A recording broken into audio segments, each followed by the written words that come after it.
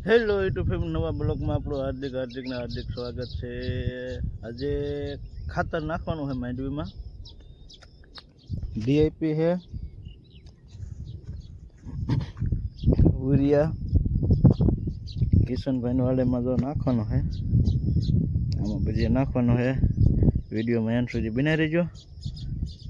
આમાં ખાતર નાખવાનું છે, પછી અહીંયા હાંકવાનું છે અમારા સગા દાદાને હાંચી કે હાંચી સગા દાદાને અમારે હાંચી હાંકવાનું છે।